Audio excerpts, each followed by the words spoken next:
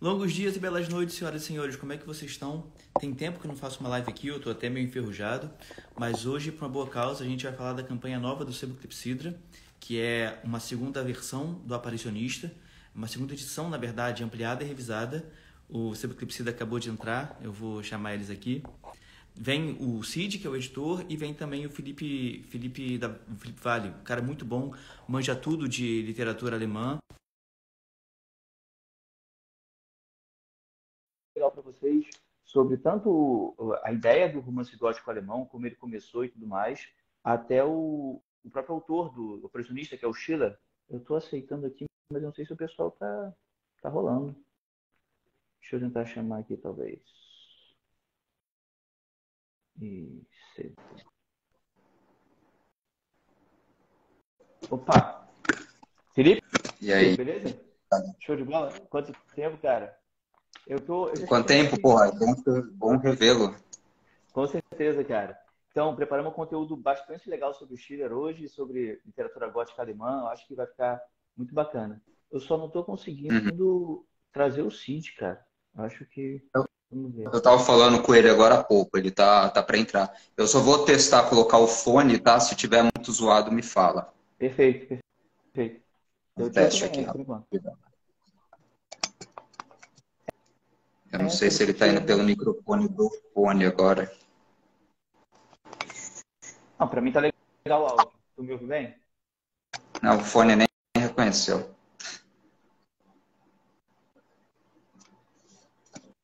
Ah, Não, de boa. Eu acho que vai voltar. vamos deixar assim. Eu acho que é que tá com um ruído de ventilador, mas se tiver muito zoado, me fala, tá?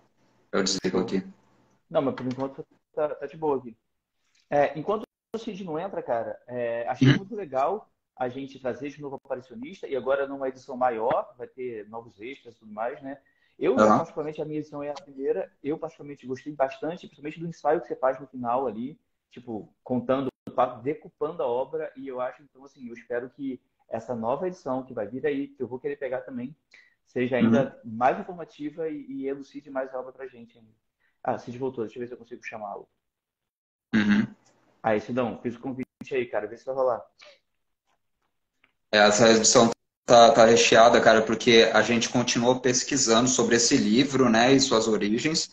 Inclusive, a gente continuou com o projeto de lançar esse Schauer Romane da Alemanha e descobrimos várias coisas nesses anos, né? Foram quase 3 anos de pesquisa.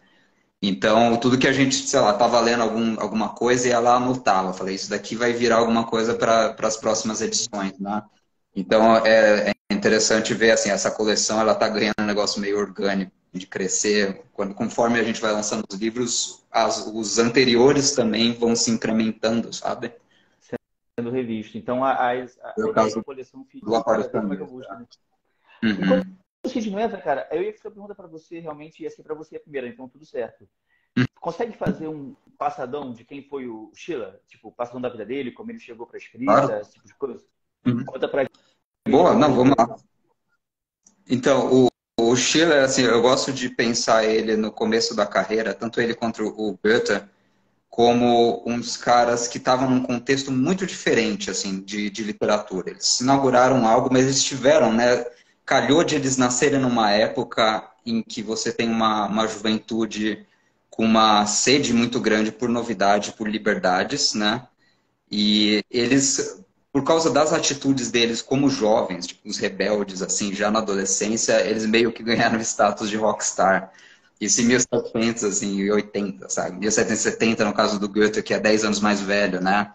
Então, o Schiller, por exemplo, a história que chegava aos jovens leitores daquela época é que ele estava treinando numa escola militar em Baden-Württemberg, perto de Stuttgart, para ser um médico militar, né? Olha, Pensa numa época de forte militarização, de prussianização da Alemanha e tal. E ele resolve vazar, ele tipo debanda mesmo, tipo, abandona o cargo militar dele, porque ele odiava tudo aquilo que ele estava fazendo, e em partes porque ele vivia uma vida dupla durante certa época, porque ele queria seguir essa carreira, a única coisa que tinha para ele, mas ele também queria ser dramaturgo, né? E ele ah, escreveu uma peça chamada Os Bandoleiros, que foi uma peça assim que provocou muita gente. É uma peça que colocava o herói como herói, né? Um cara que é um assassino, né? Um bandoleiro. E ele foi para cadeia por causa dessa peça. Na cadeia militar, né? Tem essas disciplinas militares, que você fica, sei lá, 2 semanas na cadeia. E aconteceu isso com ele. E uma das punições foi assim: você não escreve mais nada que não seja medicina.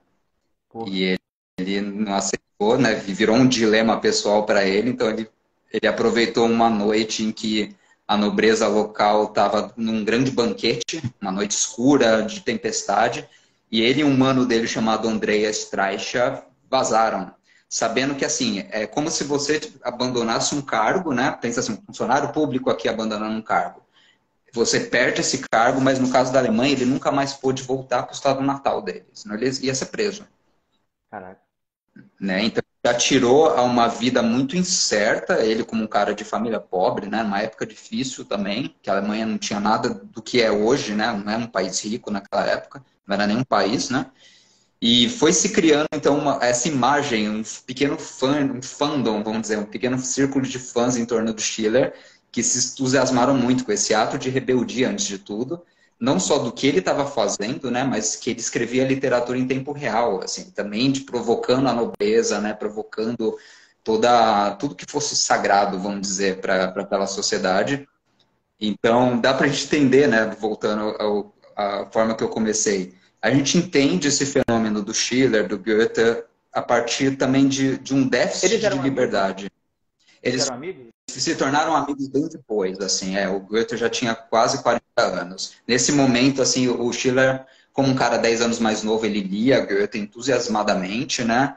Mas eles não formavam um grupo. Na verdade, o Goethe que tinha lá seu grupinho, que ficou conhecido como Sturm und Drang. Esse nome foi dado posteriormente para tentar entender essa geração de pequenos rockstars soltos, né, pelo território alemão. É que eu E o achava que Schiller o é Schiller considerado era dessa galera também. Não, ele era mais novo e ele era de outro canto, assim. Mas ele é considerado, assim, o último representante dessa geração, sabe? Sabe? Mas ele não conhecia inicialmente, né? Porra, maneiro. E assim, depois dessa saída do exército e tal, como é que ele começa a publicar? O Aparicionista é logo um dos primeiros dele? Republicar. Então, cara, assim, ele vai pra rua mesmo. Ele mora na rua, né? Ele caminha em busca de empregos, de emprego como dramaturgo. E a outra primeira peça que ele lança em seguida se chama A Conjuração de Fiesco em Gênova. A gente já falou sobre ela, né? Foi a segunda peça do Schiller. E ele, assim, ele estava perto da cidade de Frankfurt, na época, numa cidade chamada Mannheim, que era um centro importante para o teatro do iluminismo. E ele se confronta com várias dificuldades para conseguir viver, saca? Como dramaturgo. Em partes porque, assim, ele vê que a dramaturgia ela é controlada por ator global daquela época, né? Tipo, só com a figura carimbada, com contatinho, contato com a nobreza. Então, quando ele entrega para um diretor de teatro os manuscritos dessa peça, vem um cara chamado Kotzebue, que é tipo um cara famoso. Eu vou deixar o Cid se apresentar aí. Boa noite, pessoal. Estão me ouvindo? Estamos ouvindo bem. Perfeitamente. Então, você estava convidando o meu perfil pessoal, eu acho, ou era esse aqui? Acho que foi isso, né? Ou não? Não, eu acho que tu conseguiu entrar no teu pessoal. Parece que o Instagram do Sebo, depois dá uma olhada. Eu acho que tu não tá fazendo live, cara, porque aparecia pra mim. Não pode fazer live, não pode fazer, aceitar o convite. Aí no teu pessoal deu, então vambora, cadê isso? Foi isso que eu pensei, ele falou, vou tentar no pessoal, porque esse aqui, eu mandava solicitação, falava, impossível de ser enviado. Então, agora vamos ver, acho que agora vai, né? Mas a gente tava falando do Schiller aqui, eu adiantei com o Felipe o início da live, ele tá fazendo um passadão da vida do Schiller agora. Ele tá Vou dar começando uma boa a noite publicar pro Felipe também, pô, grande parceiro Pô, aí também. prazer revê-lo, cara. E também boa noite a todo mundo que está assistindo aí. Mas desculpa atravessar aí, agora tá tudo certo. Não, de boa.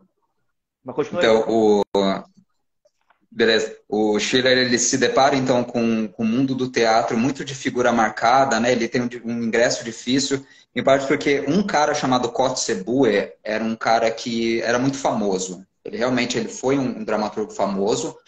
Hoje, assim, ninguém lê esse cara, porque é um saco, né? Ele ficou para trás, assim, mas ele, na época, era o cara mais famoso e ele barrou muitas coisas que o Schiller tentava fazer, né? Hoje em dia a gente reconhece, o Schiller é um dramaturgo infinitamente superior a esse maluco, né? Então, custou muito para ele ser reconhecido. tem um momento em que ele realmente já está passando fome, está com a saúde debilitada, né? Ele tinha problemas no pulmão e morreu por problemas pulmonares, inclusive. E ele conhece o Goethe finalmente. O Goethe dá uma puta força para ele, né? Existe na Fortuna Crítica, assim, muita gente fala que o Goethe tratava o Schiller meio como igual você trata um irmão mais novo, né? Que você faz meio Meio que tipo de bullying e adotou o tal. cara. Mas ele meio que eles têm essa relação, assim, que não é de amor e ódio, assim, mas eles são de gerações um pouco diferentes, eles têm 10 anos de diferença, né? Mas o que o Goethe fez pro Schiller no momento mais difícil da vida dele foi dar puta força, inclusive ele colocou ele para dar aula numa universidade no ano da Revolução Francesa, bem, assim, foi bem o momento que ele abandona o aparicionista, né? Mas assim, em certo momento ele vai para Weimar, o Goethe consegue uma casa para ele que você pode visitar até hoje na Schillerstraße, na rua Schiller, número 12, tem lá um museu bonitinho, todo mobiliário, né, conservado.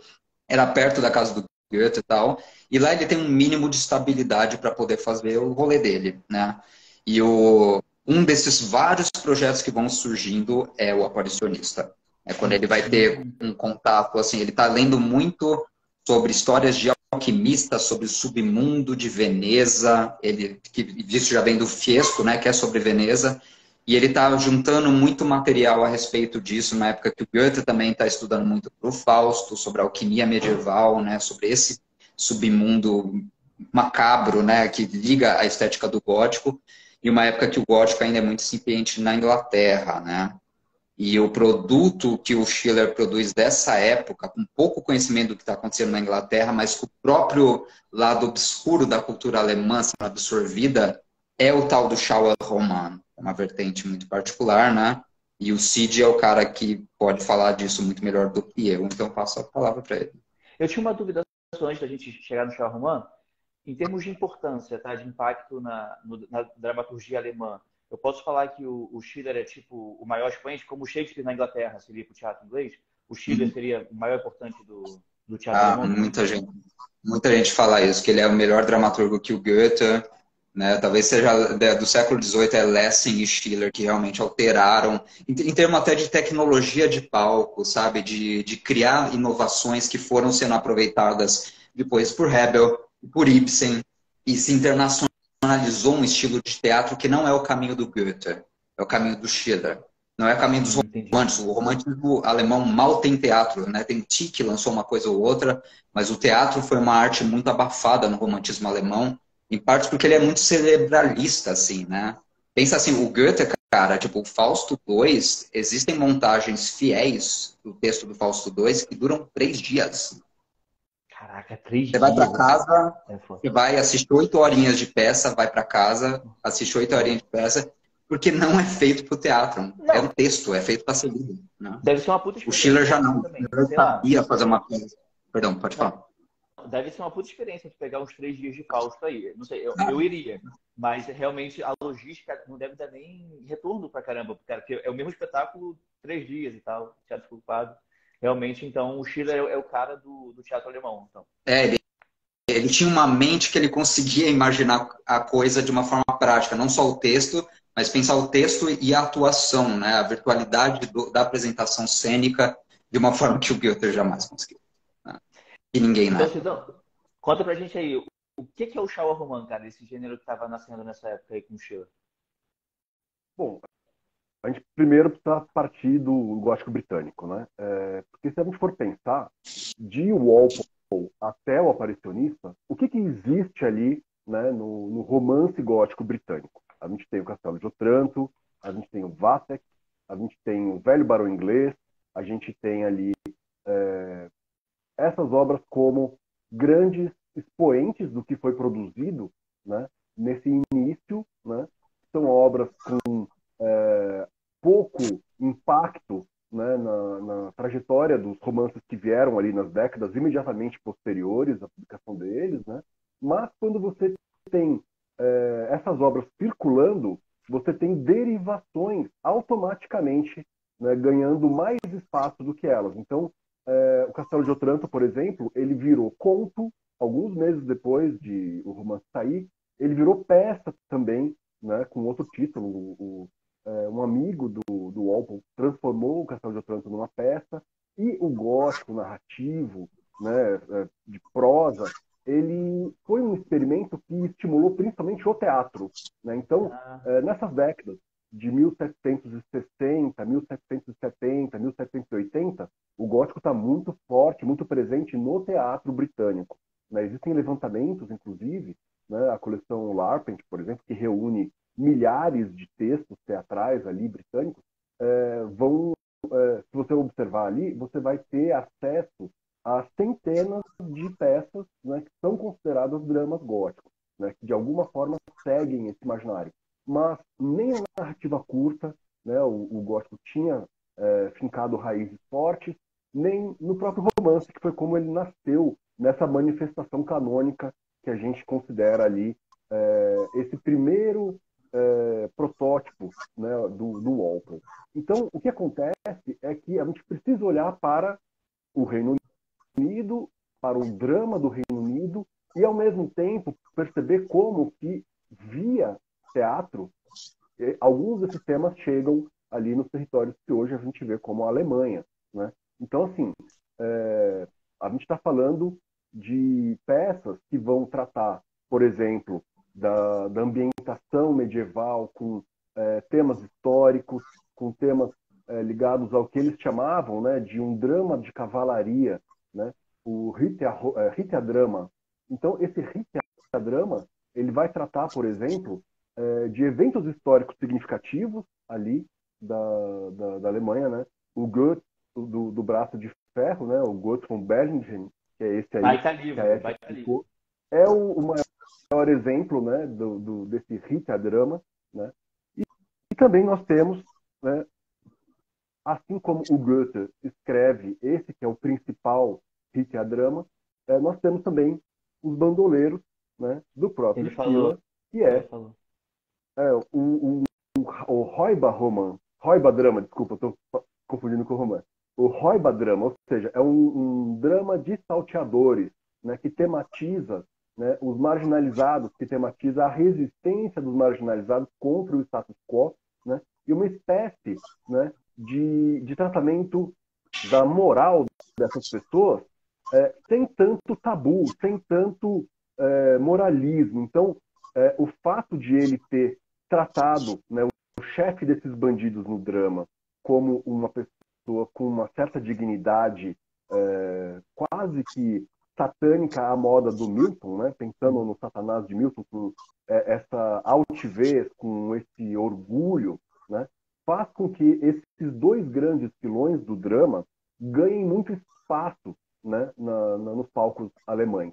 E aí, da junção desses temas, né, de você ter populações marginalizadas vivendo vidas que não correspondem, né, à moralidade burguesa e pequena burguesa, né, você ter uma espécie de fascínio pelos tempos antigos, pelas revoltas políticas dos tempos antigos, né, pela tirania sendo vilanizada, né? Ou seja, a nobreza ela não é mais tão insensada acriticamente nessas obras. Não é uma coisa assim de, olha como os reis eram bondosos, né? Ah, Ricardo Coração de Leão ali fazendo, né, seus atos ali cheios de nobreza. Não, é você tratar a nobreza como uma classe que oprime camponeses, né? Você tratar da dignidade da vida camponesa, das revoltas da vida camponesa, da dignidade dos marginalizados e também da violência que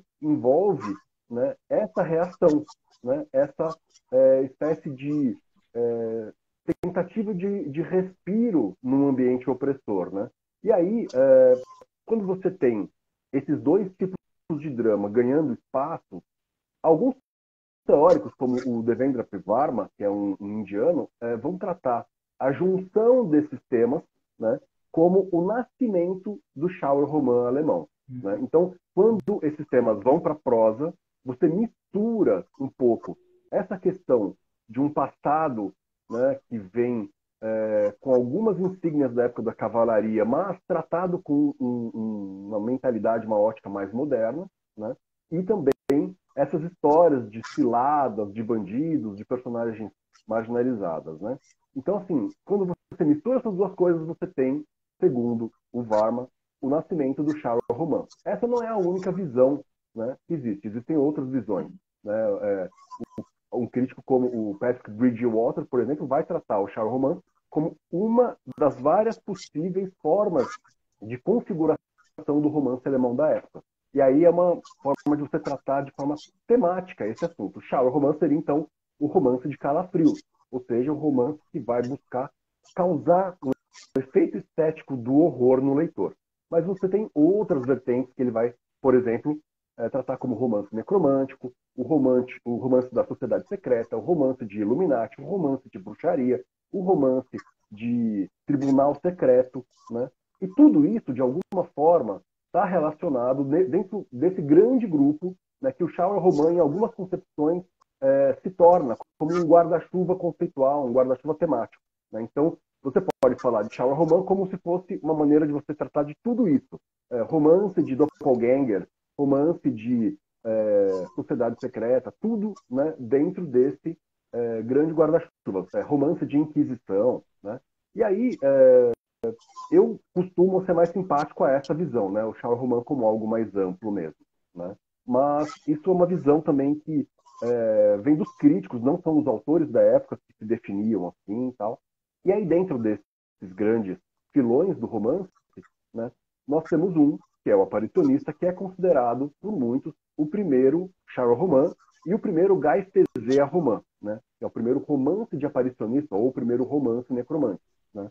E além de tudo, né, de todo esse contexto que o Felipe já trouxe aqui, né, da inserção do Schiller na cultura alemã, eu fiz uma listinha aqui e gostaria de comentar alguns pontos, né, dessa conjuntura histórica que vai preparar o terreno para o aparecimento do aparicionista, né? Então, ó, a gente tem, por exemplo, na filosofia, né, o Immanuel Kant, na filosofia, ele estava tratando, por exemplo, da crença em fantasmas, né? Então, em 1776, ele escreve um livro, um tratado, chamado, ele vai publicar isso anonimamente, seria Sonhos de um Aparicionista explicados pelos sonhos da metafísica, que é uma espécie de paródia, né, do Swedenborg, que é esse sueco que supostamente aprendia, né, e tinha certas conversas mediúnicas com espíritos, né? Então, os espíritas costumam conhecer muito do trabalho dele, os teosofistas, etc., né? Então, assim, na época, alguns filósofos alemães achavam isso completamente absurdo, né? E eles vão, então, criar tentativas de transferir a experiência com o sobrenatural para a interioridade mental das pessoas. Vão tentar, por exemplo, propor que as aparições fantasmagóricas muitas vezes são sugestões, são visões que, como uma espécie de lanterna mágica, a mente humana projeta para lidar com alguma questão interna sua, né? Então, essa é uma visão que fica muito popular na época, e é 1776. Né? Vamos guardar essas datas. Depois, vamos pensar na teologia, né? Existe um livro sobre os atos do Georg Schroeffer, que era um necromante da época, que fazia gabinetes de invocação de espíritos, né? Na Então, vida assim, real a mesmo. teologia, na vida real, ele cobrava ingresso, você ia, era uma loja maçônica, ou pseudo-maçônica, porque ele roubava itens de uma loja maçônica na qual ele foi garçom, para reproduzir de forma itinerante, né, meio mambembe, para não ser preso, essas fraudes em que ele conduzia essas pessoas para espetáculos, né, proto-cinematográficos, em que ele usava lanternas mágicas, usava fumaça, usava iluminação cênica, né, queima de enxofre, para poder convencer as pessoas de que elas estavam vendo fantasmas. Então, a teologia, tem um autor aqui, que é o Christian August Crusius, que vai escrever em 1775 um tratado sobre os feitos do Schroeffer, né? Além disso, no entretenimento, né, em 1791, ou seja, 2 anos depois ali do final da publicação, né, das partes seriadas do Aparicionista, um sujeito chamado Philidor vai começar a apresentar o que ele chama de Hauptsächliche Geister, agora não sei pronunciar direito, o Felipe pode me ajudar, mas é algo como Erscheinung, não sei. Mas é basicamente assim, algo como apresentação de fantasmas ao estilo do Schroeder, né? Ou seja, ele transforma o que o Schroeder fazia como necromancia real em espetáculo, né? Ele fala, olha, agora é tipo um trem fantasma, você paga para ver aqui projeções da fumaça, ele não é. Mas ele já admite que é algo de entretenimento, ou seja, depois do aparicionista. Então é importante a gente pensar que antes de o Sheila publicar o Aparicionista, isso ainda era visto como algo passível, né, de fazer parte ali de um conjunto do ocultismo, né, potencializado por médiums, por pessoas com poderes extraordinários, adquiridos ali com a leitura dos arcanos ocultistas, etc. Né? A gente tem, por exemplo, também debates políticos. Então, no direito, né, a gente tem uma revista que é de novo, perdoe-me pelo meu alemão, né? Mas alguma coisa como Berliner Monatschrift, uma coisa assim, Monatschrift, não sei, uma coisa assim, que é algo sobre os julgamentos de bruxaria na Alemanha, que é de 1784, portanto, antes do aparicionismo. Que é o quê? É uma discussão, né, jurídica sobre se é possível aceitar testemunhas que estão incorporando espíritos. Ou seja, você tem lá uma testemunha que senta lá e fala, olha, eu sou fulano de tal, Beltrano me matou. Aí ele chacoalha e fala, agora sou eu de novo. O espírito foi embora. Isso, as pessoas estavam discutindo se podia ser usado como prova em tribunal. Entendeu? Então, era uma discussão muito recente. E o debate público europeu, né, estava ali também debruçado sobre a prisão do Cagliostro, né? Que é um dos grandes farsantes ali da Europa, que circulava pelas cortes, e não por acaso, né? O Felipe pode também mostrar ali o que ele publicou. O Goethe vai publicar uma espécie de Geistesea-drama, né? Que é como se fosse uma peça de necromante, né? Que é o Grande Costa, né? E ele publica isso em 1785, ou seja, alguns anos antes do aparicionista também. Ou seja, todos esses pontos, né, têm uma relação com os temas e o contexto do surgimento do Charles Roman e do Geistesea-Roman e desse romance específico, que é o aparicionista, que vai tratar de um príncipe, né? E a gente tem, né, o Herzog Eugen Friedrich Heinrich von Württemberg, que é se não me engano, é um duque que existiu de verdade. E esse duque era um protestante que era muito simpático ao catolicismo. Várias vezes ele se manifestava a favor de temas que envolviam a autonomia do catolicismo em territórios em que ele não era muito aceito, etc. E ele era visto como alguém que poderia debandar do protestantismo para o catolicismo, fazendo com que um principado alemão perdesse a influência luterana e passasse a ter influência papal, né? Então esse era um perigo da época, um medo muito grande da época, né? E a gente sabe que então todos esses temas que estavam na pauta do dia vão virar matéria-prima para o Schiller, que vai então olhar para esses temas das sociedades secretas de Veneza, desse príncipe que está ameaçando se converter ao catolicismo, né? Vai olhar essas figuras que circulam pelas cortes como grandes charlatões ali, invocadores de espíritos, vai ver as pessoas ainda acreditando que espíritos fazem parte, né, do mundo sensível e não apenas, né, de um mundo imaginário, né, de um mundo conceitual. E ele vai escrever o Aparicionista como uma espécie de exercício de reflexão sobre esses temas, mas também é uma forma de ele capitalizar, né, o gosto público, né, porque as pessoas liam muito na época sobre esses temas e as pessoas estavam muito interessadas nesses temas e aí ele escolhe então algo semelhante, né, ao que o gosto público buscava, que eram essas obras com um toque sinistro, né, com muito mistério, né, e também é um exercício dele com as concepções que ele tinha do sublime, mas isso a gente pode falar um pouco mais para frente, né? E aí, basicamente... Não, tinha uma pergunta sobre o Aparicionista foi, então, o primeiro Charles Roman, né? Eu posso falar que bem o mais significativo, o mais importante? Olha, se você pensar que no começo, né, você tem um filão, que é o Gaestezia Roman, que tem um necromante, né, que tem a necromante ou a aparicionista, né, e vários outros, né, que até pelo título você sabe que estão relacionados ao Sheila, além de pessoas que tentaram terminar esse romance que ele deixou inacabado, né, você vai ver que assim, foi o primeiro filão do romance gótico alemão foi o romance necromântico, inspirado pelo Schiller.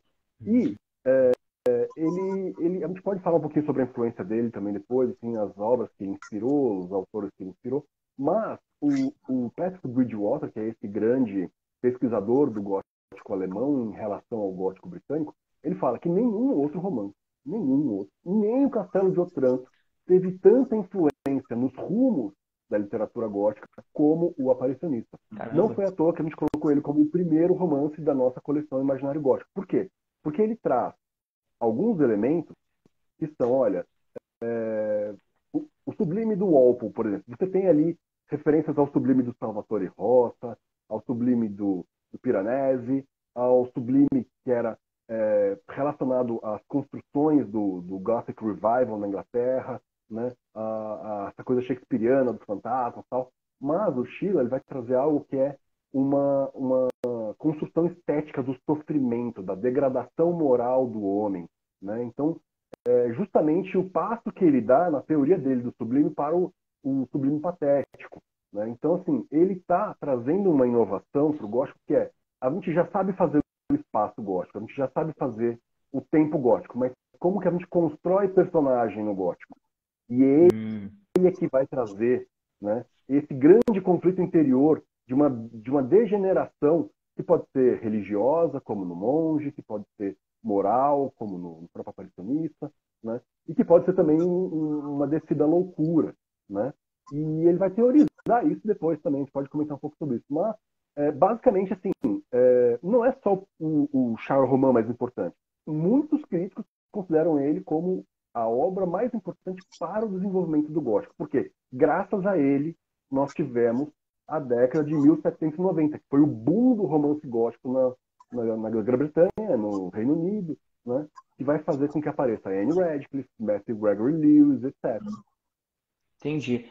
Então a gente tem aí o nascimento desse primeiro e mais seminal Charles Roman, que vai influenciar a literatura gótica dali para frente, que fica inacabado. Eu até perguntar para o Felipe, como é que foi a circulação, cara, e a produção mesmo, e esse estar inacabado do livro, o que ele acarretou também? Tem o contexto de criação desse texto tem aquela verdade inconveniente, né, de que a gente ouve falar desses grandes artistas, né, Shakespeare, Schiller, Goethe, etc., e pensa que eles sempre foram famosos durante suas vidas e viveram vidas confortáveis. Artista, naquela época, como hoje em dia, passa por perrengue atrás de perrengue e é reconhecido quando é tarde demais, já está morto, geralmente, né? É o caso do Schiller. O Cid apresentou muito bem, né? O fato de que ele se aproveitou de temas que estavam no imaginário popular, interessava ele pessoalmente, mas interessava o público em geral, né? E ele se aproveitou desses temas, sobretudo quando ele criou uma revista. Foi das formas de ele pagar as contas. Naquela época era comum, né, que os escritores não só lançassem seus livros e tentassem se aventurar no mercado editorial, mas também fizessem revistas que funcionavam como grandes fóruns da opinião pública, em que eles podiam soltar teorias também, né? Pensa que é a época do iluminismo, existe todo esse interesse do desenvolvimento do intelectual público, né? O intelectual é uma espécie de terror para a humanidade, para a esfera pública, que estava acabando de surgir. E o Schiller, assim, a gente pode entender ele como um iluminista de carteirinha. Ele cria a tal da revista Thalia, que lançou várias obras dele, do Goethe, e ele começa a publicar fascículos desse romance do aparicionista entre 1786 até 9. Demora um tantinho, né? Era para ser em 4 partes, mas ele corta esse fluxo, a gente fala depois sobre isso. Então, como eu tinha mencionado, assim, existe esse interesse pelo submundo de Veneza e o interesse pelo Conde de Cagliostro. Foi o grande escândalo da época, né? O Conde de Cagliostro conseguiu enganar a princesa da França, cara.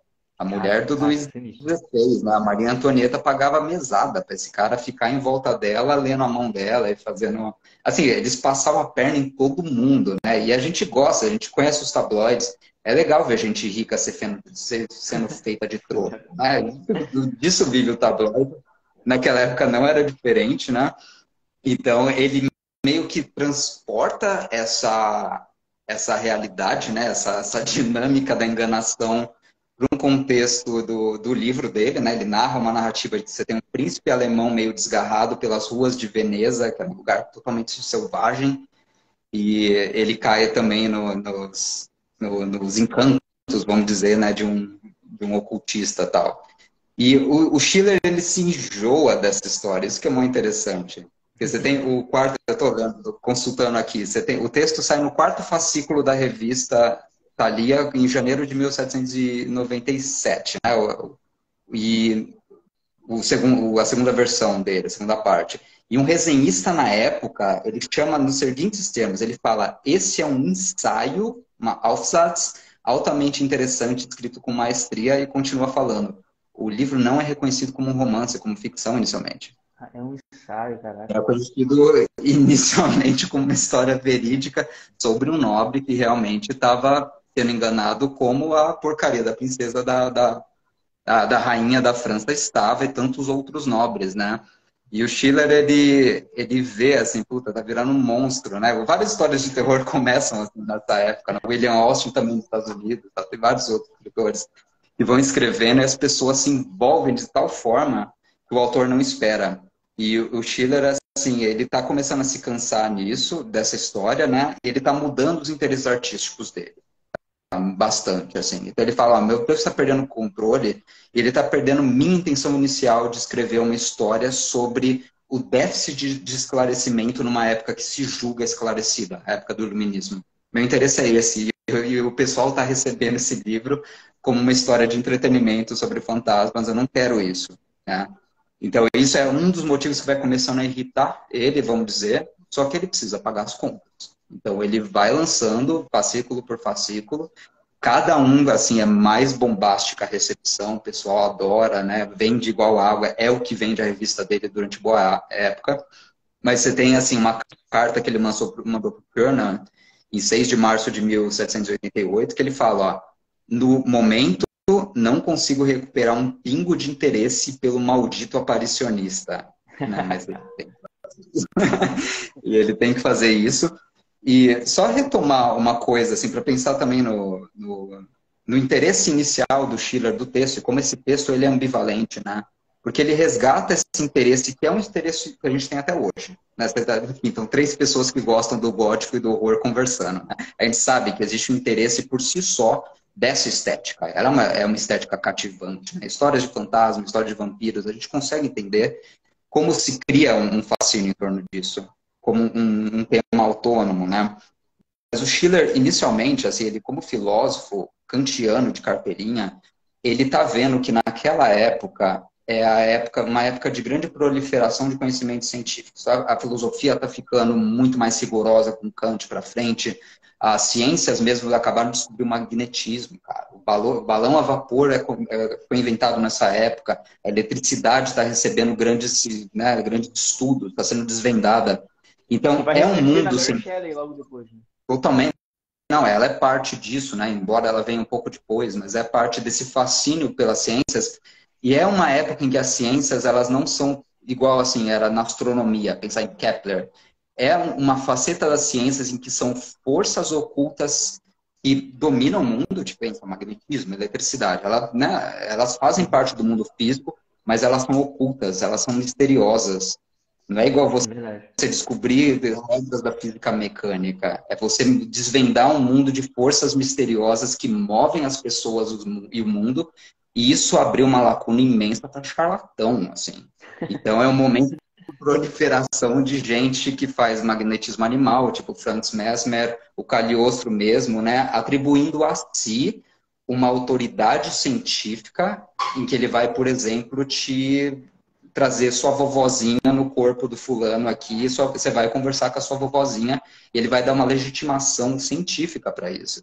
Então, Schiller, como iluminista, ele está preocupado com essa fase também da história da humanidade. E ele vê, cara, a gente tem, né, que repensar nossos princípios, temos que ser cada vez mais rigorosos com a nossa filosofia, com a nossa ciência. E ele vê que o texto dele está fazendo, né, enfim, ele parou de cumprir a tarefa inicial dele. E quando estoura a Revolução Francesa, daí muda tudo. Daí o Schiller larga esse texto de fato, mas eu acho que a gente pode pular um pouco essa história e passar para frente, né? Tem muita coisa ainda a se falar. Vamos. Mas esse é o contexto muito louco de produção desse texto, né? Não, dá para ver que o cara bebia de várias fontes, né? Ele era bem antenado, assim, ficava pegando antenado para todo o que estivesse fervilhando em termos de conhecimento na época. Mas o Stefan Cid, que ele falou... Ele pensava mais como filósofo, tá? Teve uma época que ele se pensa mais como historiador, como filósofo, do que como escritor. E acho que a missão dele é mais voltada à filosofia, é o esclarecimento. Oi, Jesse, você comentou aqui qual é o assunto da live. A gente está falando do Aparicionista, a editora Clepsidra, junto com a Etia, tem essa coleção chamada Imaginário Gótico, e eles estão republicando uma edição, fazendo uma segunda edição do primeiro romance da coleção, que é o Aparicionista, um romance escrito pelo Friedrich Schiller, que a gente está falando agora do contexto dessa obra.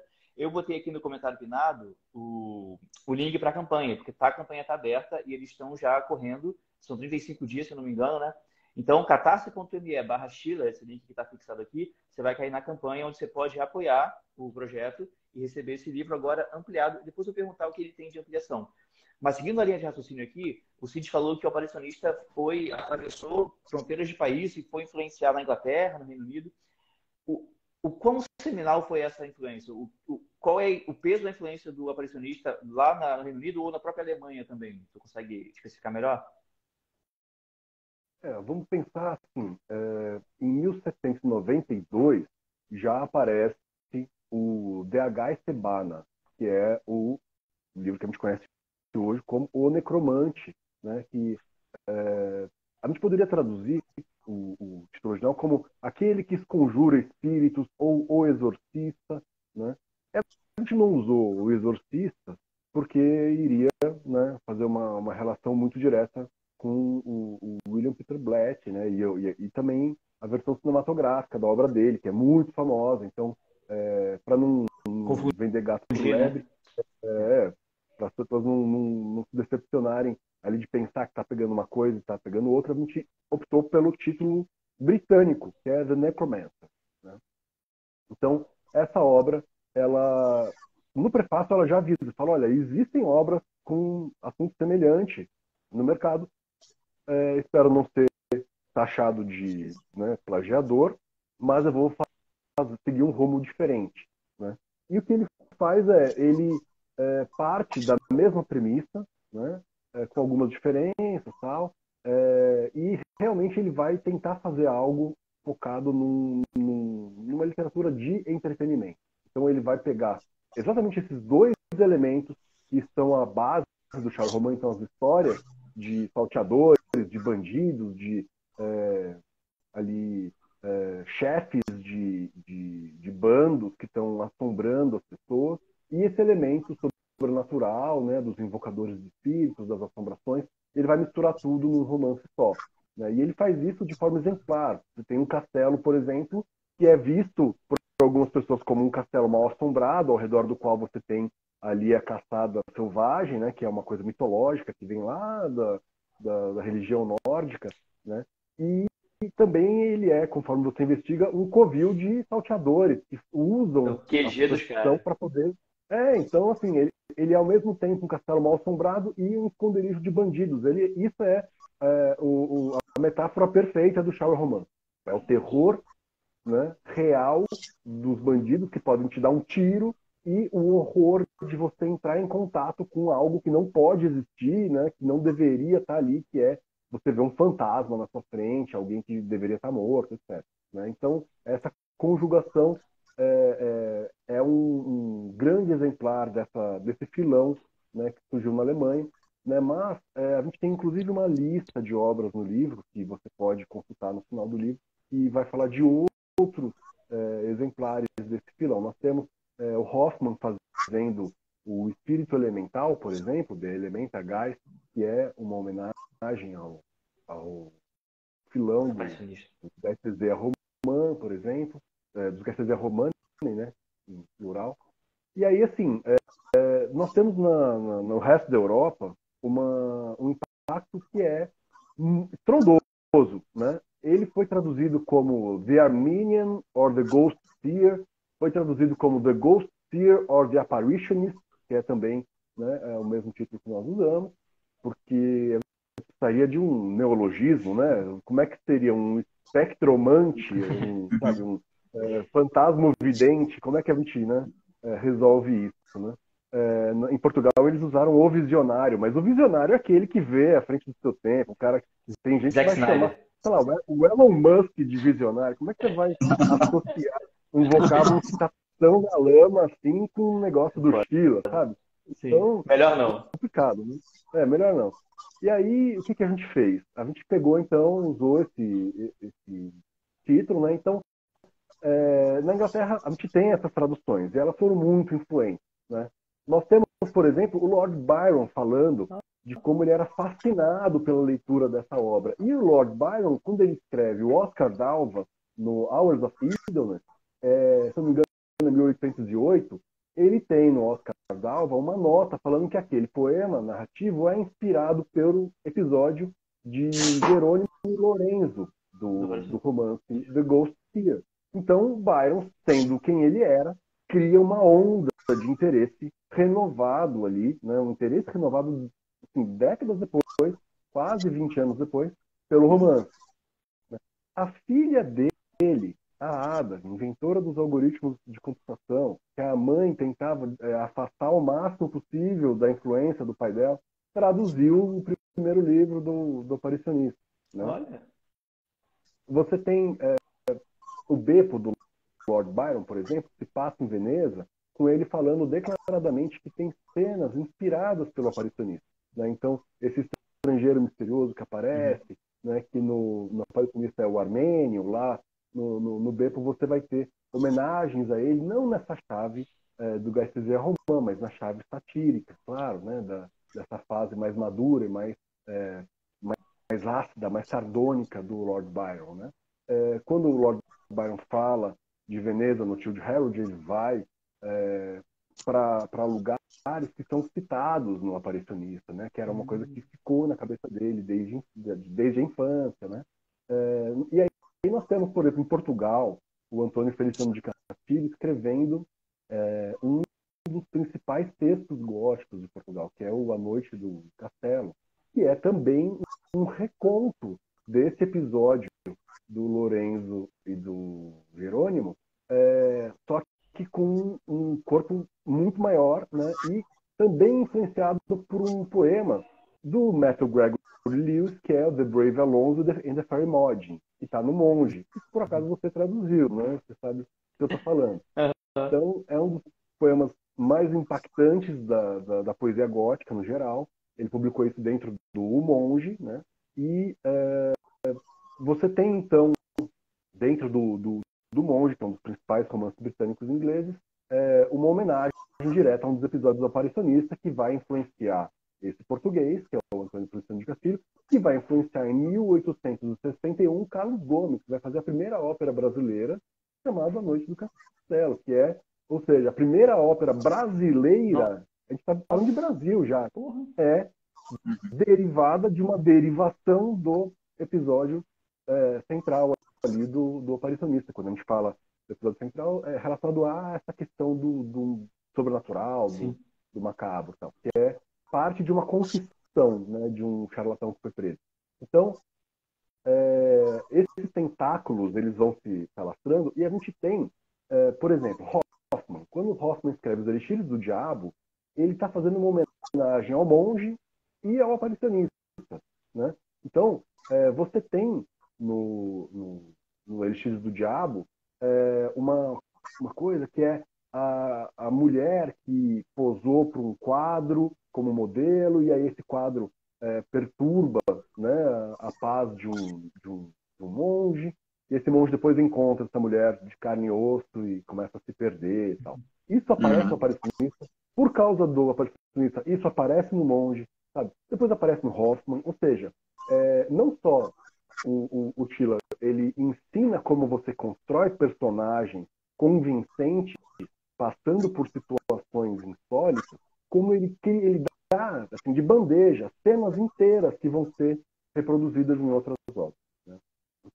Então, eu poderia, assim, eu concordo que ele tem um impacto como inspiração para a estrutura, ou seja, essa questão estrutural da construção de personagem. Ele é uma influência em termos temáticos, né? Porque você tem um grande filão de romances que seguem os mesmos temas dele. Ele é um grande hipertexto, porque cenas dele aparecem retrabalhadas em outras obras, né? E também tem uma coisa que é interessante, que é ele ser uma espécie de quase como um legitimador, né, de uma tradição que estava desaquecida, né? E aí ele dá legitimidade, é um grande autor retrabalhando coisas que eram vistas como algo que não tinham muito prestígio, né, ainda. E disso vai derivar o sobrenatural explicado da Radcliffe, né? Vai sair o sobrenatural explícito, o gótico terrífico do Matthew Gregory Lewis, e também as narrativas que buscam, através do espírito dedutivo das personagens, que vão investigar coisas misteriosas, uma semente ali da literatura detetivesca também. Ou seja, existe esse aspecto também, né? E isso a gente pode depois desenvolver melhor, mas assim, é o Schiller fazendo, gente. É um poeta, um grande poeta fazendo, ou seja, é uma prosa muito elegante, muito sofisticada.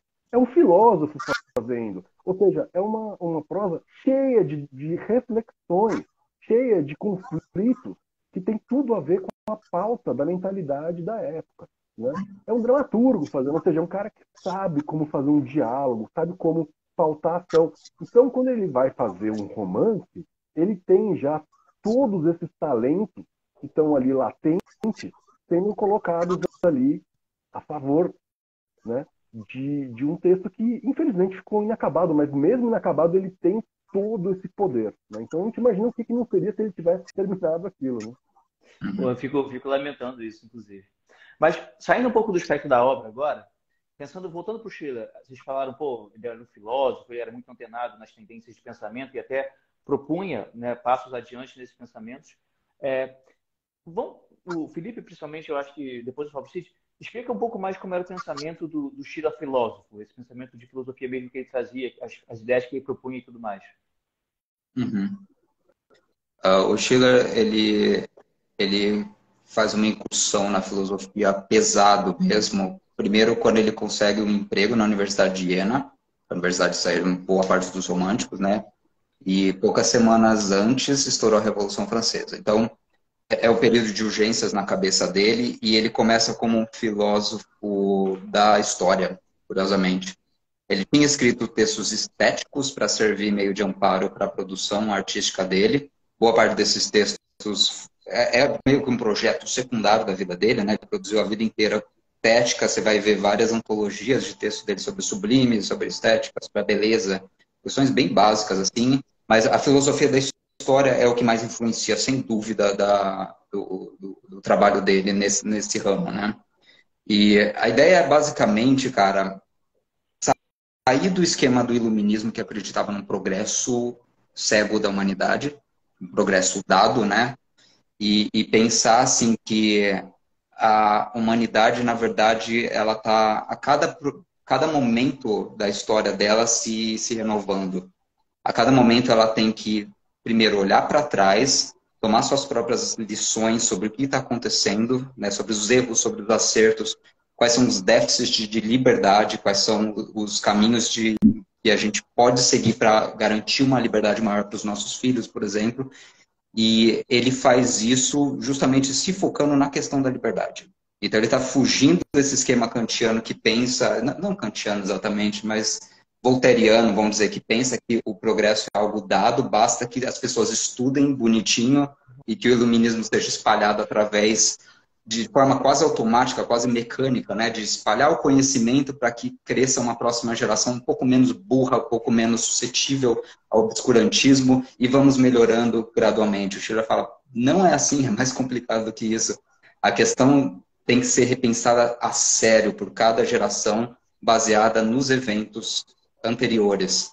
E ele faz isso escrevendo, assim, as turmas de história, as turmas de universidade, começava às vezes com uns moleques de 15 anos, 16 anos, começava mais cedo a universidade. E ele fala, vocês estão vendo o que aconteceu há 14 dias na França? Vocês estão vendo o que está acontecendo? E ele se põe a pensar os rumos da história universal, né? E ele faz e ele cria essa filosofia da liberdade a partir disso, e é o momento que ele abandona tudo que ele está fazendo, inclusive o aparicionista, né? A gente estava lamentando agora há pouco. Mas assim, ele cria o idealismo alemão, mas ele cria o esqueleto para o idealismo alemão, basicamente. De pensar, né, pensar a cultura humana como uma coisa orgânica, autoatualizável, que a cada geração perde suas verdades e tem que se renovar e se virar. Esse se virar, esse se renovar significa também você se colocar, você agir, você fazer coisas para alterar esse mundo. Às vezes você quebra a cara, a Revolução Francesa é um dos exemplos disso, né? São 10 anos em que se ensaia basicamente 7 formas de governo totalmente diferentes. Viraram grandes modelos, né? Que foram repetidos e replicados dali em diante.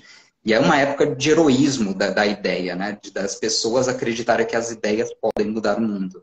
Eu acho que a gente viu, na verdade, um bode disso, assim, a gente não crê mais que as ideias podem mudar o mundo. Naquela época vivia, e ele é uma figura meio central para isso e para desenvolver isso no campo da filosofia da história, sobretudo, sabe? E tem, nesse livro, assim, isso não é uma coisa que fica tão marcante nesse livro aparicionista. Ele está pensando mais a dimensão do obscurantismo. O que é o caminho oposto dessa busca pela liberdade. E ele retrata isso através do príncipe e da aristocracia. Ele está julgando a classe aristocrática como uma classe cheia de privilégios também. Está aberta a uma decadência. Eles não podem ser representantes do resto da humanidade porque eles são uma classe decadente, de privilégios que não faz nada, né? E ele cria um termo que, para a filosofia alemã, só dali a 80 anos é importantíssimo, que é o niilismo. Ele não cria esse termo, né? Ele não menciona essa noção, mas ele faz uma contribuição filosófica que teve que ser resgatada depois pelo Nietzsche. Se me permite falar um pouquinho sobre isso, eu acho que é central, mas a gente vai ser forçado a viajar um pouco no tempo para 1870. Bora. Que assim, quase 100 anos depois, só que você tem também um momento de crise, de virada na história da humanidade, e que o Nietzsche está começando a escrever, e ele está olhando para a Rússia.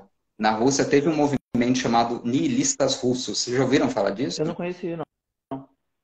É uma coisa mó curiosa. O Turgenev é um dos caras que estão nisso, né? Faz parte da literatura, mas assim, é uma geração que está começando a desacreditar o cristianismo, antes de tudo. Pensa naquela época, né? Tipo, os caras se assumindo ateu do nada, assim, colocando a cara a tapa, escandalizando todo mundo. E eles falavam, ó, já que não existem valores que estão sendo enfiados goela abaixo da gente, né, garantidos pelo divino, a gente pode reinventar nossas vidas. Daí eles viraram tipo uma mini vanguarda, sabe? E eles começaram assim a fazer orgia descaradamente, sem tentar esconder, usar droga pra caralho, né? Parece as gerações assim dos anos 60 pra frente.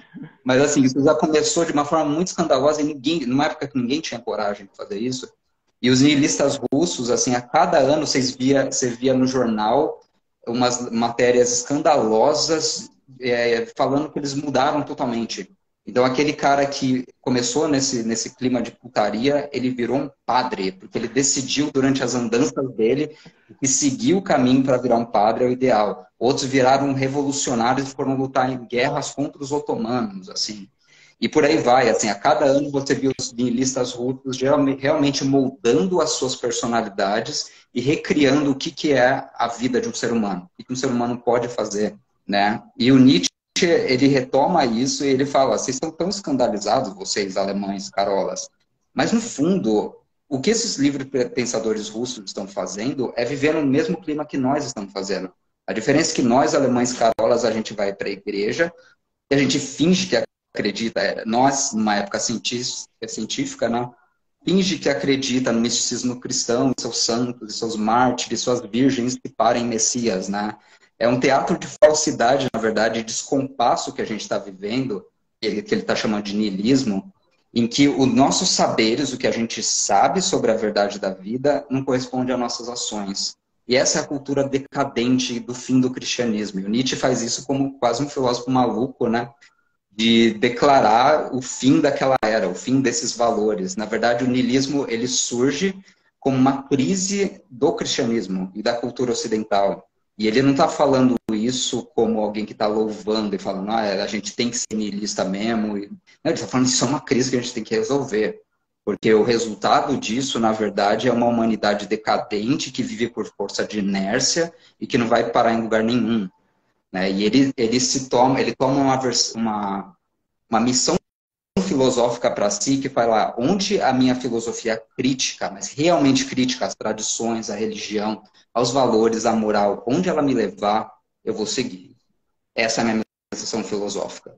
Ele fala, porque talvez isso crie uma nova forma de autonomia, uma nova forma de pensamento filosófico que vai servir de modelo para a crise atual que a gente está vivendo. Eu vou fazer isso com a minha vida, se vocês quiserem fazer o mesmo, vocês leitores, façam. Façam o que você quiser. Porque não existe Deus, não existe valores. E essa é a missão do Nietzsche, né? E ele foi considerado um louco, né? Ele morreu louco, aliás, mas por causa de sífilis, é outro papo. E quando o pessoal que começa a se interessar por isso, pela ideia do niilismo, assim, começa a resgatar textos do passado, eles viram que na carta 4 do Aparicionista do Schiller, já tem um tratado niilista, assim, escrito pelo príncipe, falando várias coisas que o Nietzsche está escrevendo no Zaratustra como o último homem, né? Como esse modelo do homem que perdeu seus valores e vive a decadência aceitando ela. Então eles começam a resgatar e falar, porra, isso está um século atrás do Schiller, cara. Isso está no Klingemann, né? Que é um livro que vai sair pela Ex Machina, Vigílias Noturnas também, que eu tive o prazer de... Existe um interesse, né, de nós, de resgatar essa tradição niilista, né, e pensar que o niilismo é uma deflagração de uma crise da humanidade da qual a gente não se virou. A gente não se livrou dessa crise ainda. A crise da queda dos valores, não uma crise pautada assim, no moralismo. E falar, essa juventude está perdida, né? Tem que voltar a Deus, ou tem que voltar às artes. Não é isso não resolve nossos problemas. A gente vive uma crise de valor porque os valores caíram por si só. Né? A gente tem que viver nossas vidas, inventar, né, uma trajetória para elas, às vezes passando por muito vazio constante, etc. e tal. Mas isso está sendo tematizado assim, de forma privilegiada no Schiller já, né? Então esse é um outro interesse que filósofos têm e resgataram no livro dele, tá? Pô, muito bom, cara. Que aula. Eu não fazia ideia disso. Eu, inclusive, já li a obra e não tinha pego esse intertexto inteiro. Quando eu for reler essa edição nova agora, eu vou ler nessa chave.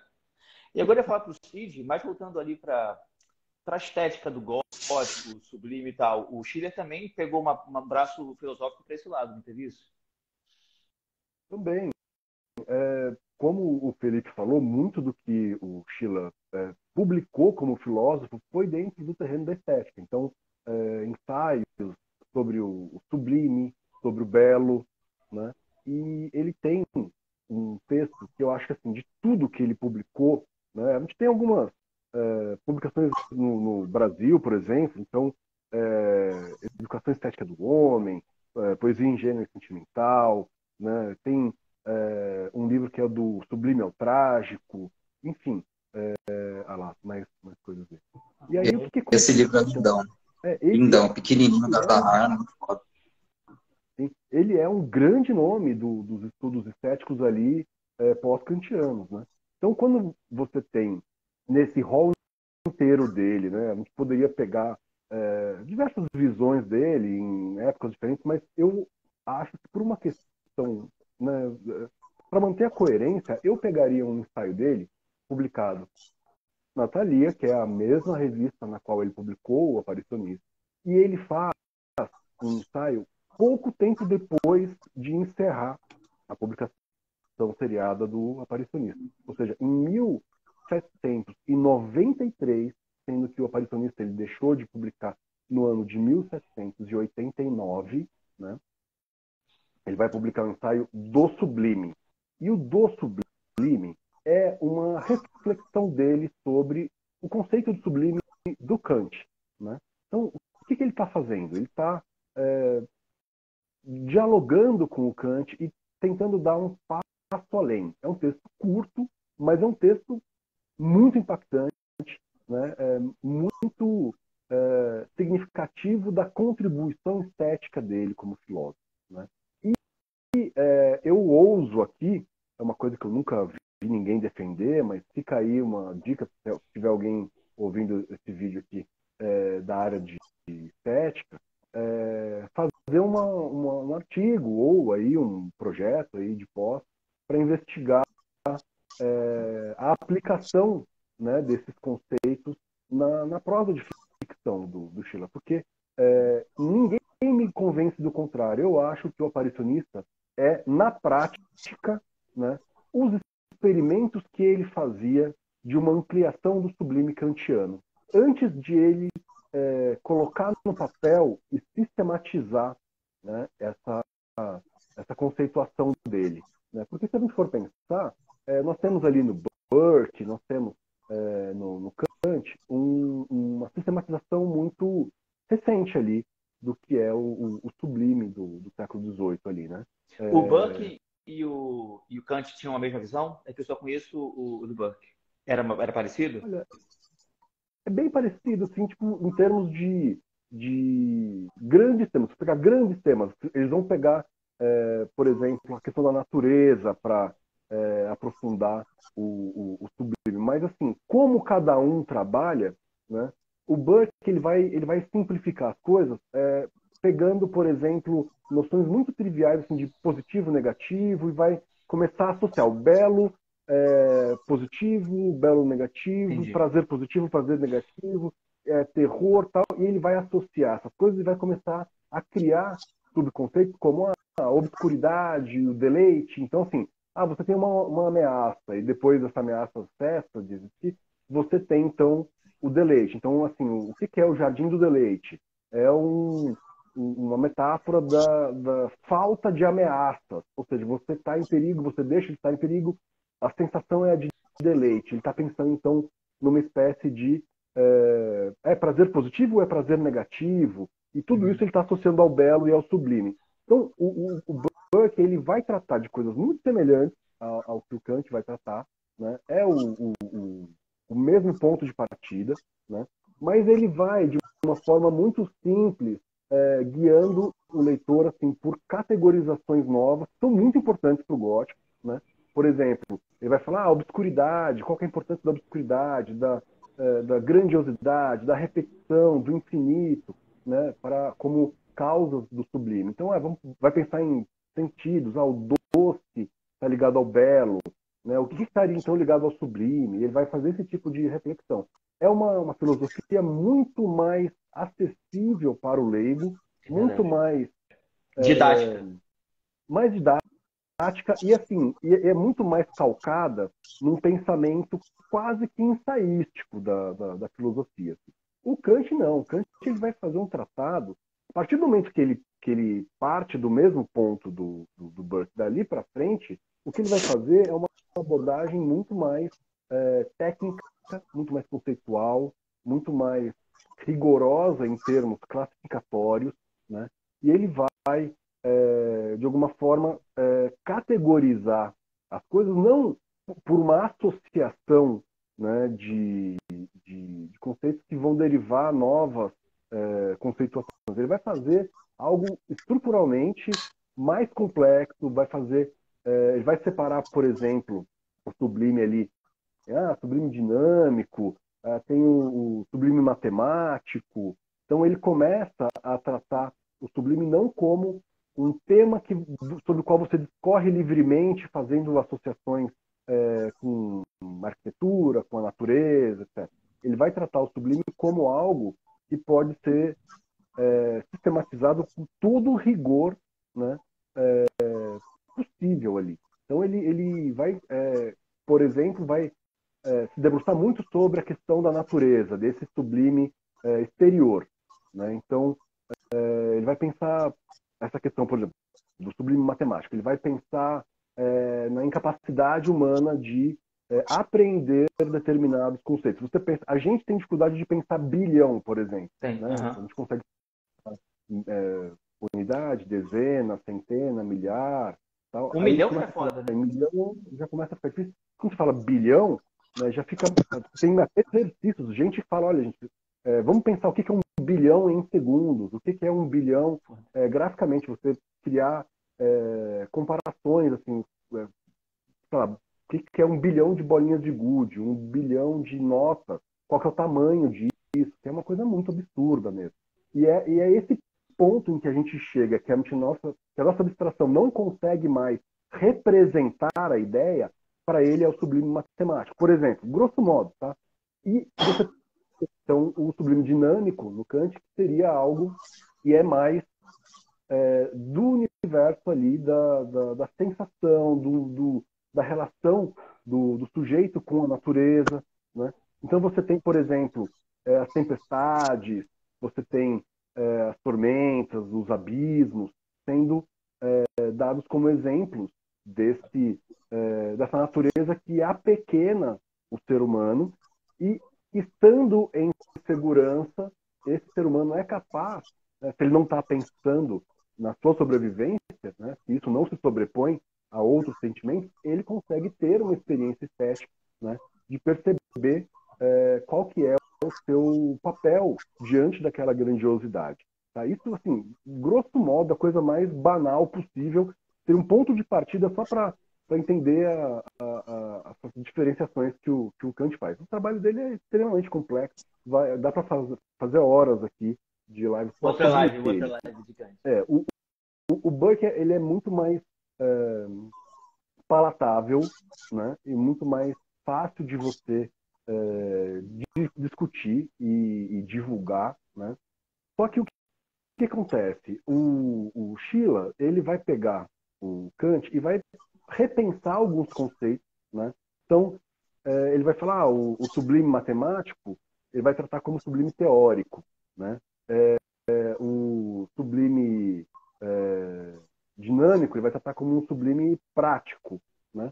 E aí ele começa, então, a trazer uma reflexão que vai colocar, por exemplo, como definição, né, mais basilar, né, o sublime como aquilo que, assim, aquilo diante do que a nossa limitação humana percebe os seus limites, né? Então, a nossa natureza humana percebe os seus limites físicos, né? Mas, ao mesmo tempo, percebe a sua liberdade moral, o seu alcance moral. Né? Então, é como se você tivesse a capacidade, né, de, sentindo-se humilhado, né, na sua pequenez humana por algo grandioso da natureza, você ainda assim ter a capacidade intelectual de vislumbrar aquela grandiosidade. Né? Ele começa definindo o sublime assim, e isso é kantiano, né? Também muito, muito semelhante ao que o Burke faz, é muito parecido com o que o Burke faz. Só que o Burke, ele vai pegar, por exemplo, a arquitetura, vai pegar a poesia, e o Kant, ele vai falar muito da natureza, da paisagem natural, do evento natural, do fenômeno natural, né? Ele vai explorar muito pouco esse sublime matemático, vai explorar mais o sublime dinâmico, né? O Schiller, ele vai fazer o quê? Ele vai dar uma roupagem diferente dele para o sublime kantiano, vai falar, por exemplo, do papel de algumas categorias estéticas que não são tão discutidas. Né? Então, ele vai propor uma discussão sobre o indeterminado. O indeterminado, para ele, né, está muito perto aí do que o Burke faz com a obscuridade, por exemplo. Né? Então, o que ele vai falar? Ele vai falar que o indeterminado ele contribui para o efeito de terror, ele é uma das fontes dos efeitos de terror, né? Porque você tem, por exemplo, na escuridão, uma indeterminação, né, do que do que espreita ali. E aí, a fantasia da pessoa em contato com a escuridão propicia a imaginação do que pode estar ali, né? Então, o que ele vai fazer? Vai falar, olha, não é que a escuridão é a fonte do sublime, é a reação de alguém imaginando coisas indeterminadas na escuridão que é a fonte do sublime, certo? Coisas Entendi. assim, não sei se você está muito Não, confuso. Assim, entendi. Faz sentido. E aí, o que ele vai fazer? No Aparicionista, por exemplo, como que ele vai nomear o grande vilão que aparece? Ele tem vários nomes. Ele é chamado de Armênio, é chamado de Busto, e é chamado também de O Insondável. Ou seja, quer algo mais indeterminado do que o insondável. É E ninguém verdade. sabe se ele é um inquisidor, se ele é um ocultista, se ele é um político, se ele é um assassino. Ninguém sabe. Só sabem que ele, quando está ali diante de um necromante farsante, ele desmascara o cara e faz uma invocação que ninguém consegue desmascarar. Ninguém consegue apontar aquilo como uma farsa. Né? Essa série é incrível. Existem lendas sobre ele, de que ele morre durante determinadas horas no dia e depois volta à vida. Né? Então, ele é uma figura que é, para mim, uma tentativa do Schiller de colocar em prática um desses conceitos que ele levanta no Do Sublime, que é o indeterminado. E ele vai além, porque ele faz o seguinte, ele fala, olha, existe uma outra categoria estética, e aí é uma contribuição do Schiller, que é o sublime patético. Né? Então, o que seria o sublime patético? Para ele, o sublime patético, ele deriva de duas coisas. A primeira, né, como é que eu vou dizer? A condição de existência desse sublime é uma condição dupla. A primeira coisa que imprescindível, que tem que aparecer, é a representação do sofrimento alheio, numa intensidade que motive a nossa compaixão. Né? A gente tem que se compadecer da representação do sofrimento alheio, que deve ser feito num nível que atinge a nossa imaginação.